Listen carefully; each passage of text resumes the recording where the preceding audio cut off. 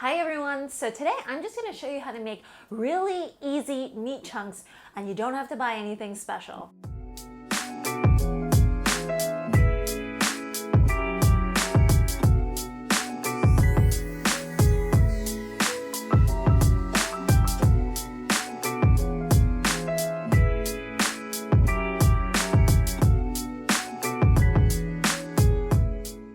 So that was pretty much the whole thing. What you start off with is a block of, I'd say like regular firm-ish tofu, and you stick it into the freezer overnight and you take it back out and you thaw it inside the refrigerator, and then afterwards it turns out like this. I already kind of ripped it into easier to see chunks, and I squeezed out just a little bit of liquid because it naturally actually expels out after it finishes thawing. And then this is the part where you get to kind of play around with it. So if you want kind of bigger meat chunks, you rip them bigger. If you want smaller meat chunks, you rip them smaller. And so I kind of show a little bit of the different sizes here.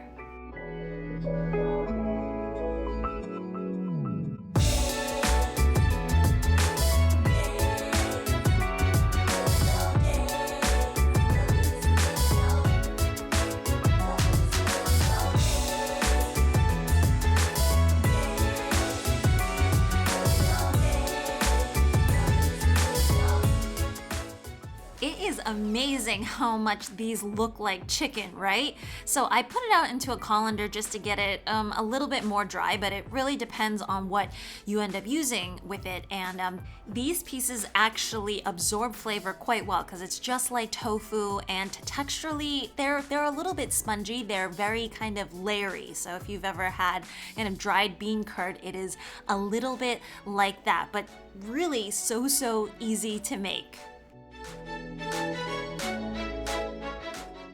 So y'all can go ahead and use these in stir fries, bread it, fry it, whatever way you wish.